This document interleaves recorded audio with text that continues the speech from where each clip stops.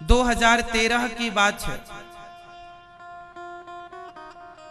मैं छत से गिर गया।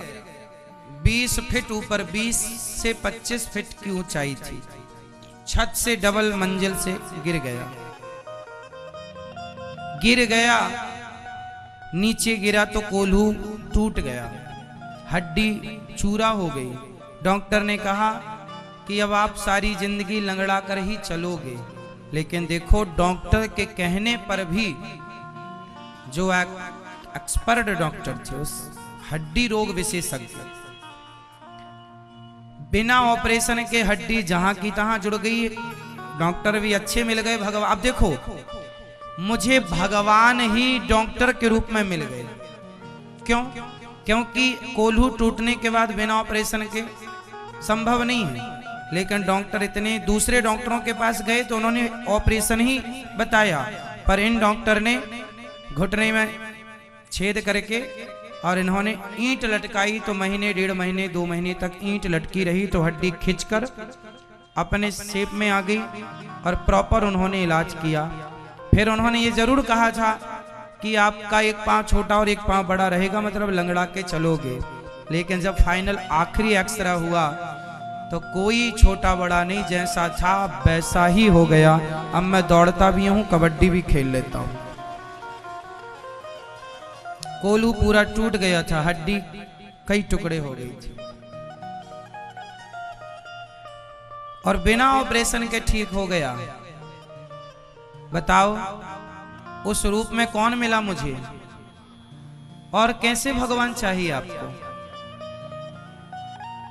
दूसरे डॉक्टरों को वो एक्सरा, वो रिपोर्ट दिखाई। उन्होंने कहा बिना ऑपरेशन के हो ही नहीं सकता, पर बिना ऑपरेशन के ठीक हुआ।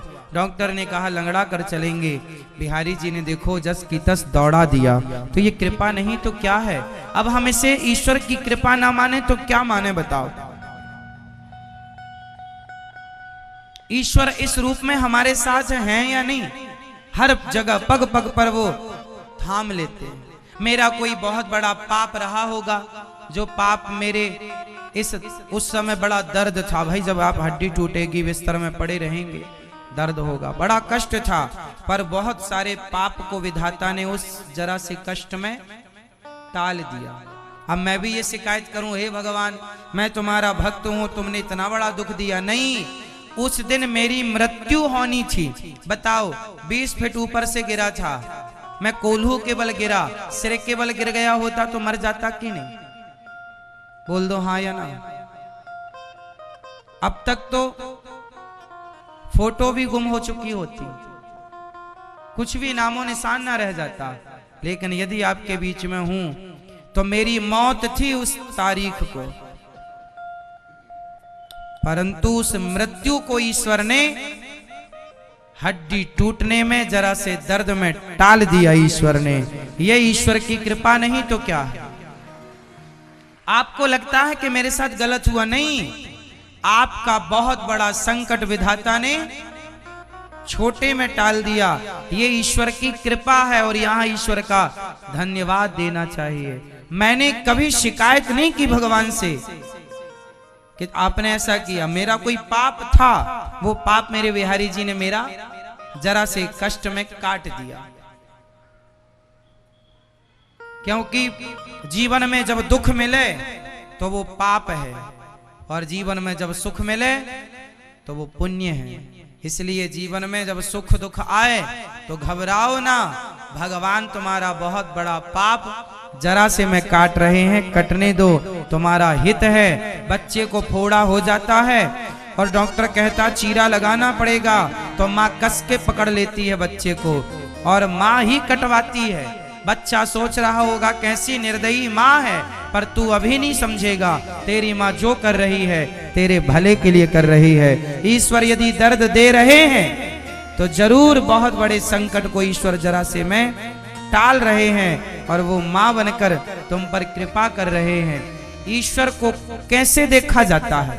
ऐसे ही तो देखा जाता है। ये कृपा है। मैं गिरा था, सिर के बल गिरता नहीं बचता। आदमी 4 फीट से गिरता है, मर जाता है। मैं 20 फीट से गिरा तो बचा हूं, फिर ये कृपा है।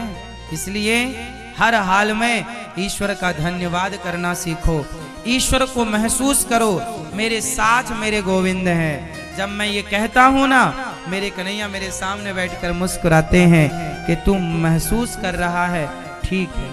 ईश्वर को महसूस कीजिए, अनुभव कीजिए। भगवान आपके तू अकेला नाही प्यारे, राम तेरे हर वक्त विधाता मेरे साथ है। हर हाल में भगवान मेरे संग। एक बार बचपन की बात है, बारिश का समय था, मैं खेत से जा रहा था, पानी चारों तरफ भरा था, खेतों में कुएं हुआ करते थे, तो बारिश के समय में खेत का पानी और कुएं का पानी एक लेवल पे था, और मैं मस्ती से कि ये खेत में पानी भरा, मैं जा रहा था। उस समय मैं बहुत छोटा था, मेरे से तैरना नहीं आता था। उस समय 4 कदम की दूरी पर कुआं था और मैं उस पर गिरने वाला था, क्योंकि मुझे लगा ये खेत है। अच्छा, खेत पर कुआं था, पता नहीं था कि कुआं खेत पर ही है, उस पर कोई बाउंड्री थी नहीं। मैं जाता चला गया, अचानक ना जाने कहां से, आश्चर्य मानेंगे, 4 कदम दूर था वो कुआं मेरे से, कि अचानक मेरी माँ आ गई और मेरी माँ ने हाथ पकड़ लिया, आगे कुआं है। वरना गिर जाता, वहां कोई था भी नहीं, बच्चा था, गिर जाता कुएं में तो हो गया था। तो हर पल पल में ईश्वर ने किस रूप में, माँ के रूप में आए, वो किसी के रूप में आए। आखिर प्रेरणा देने वाला कौन है?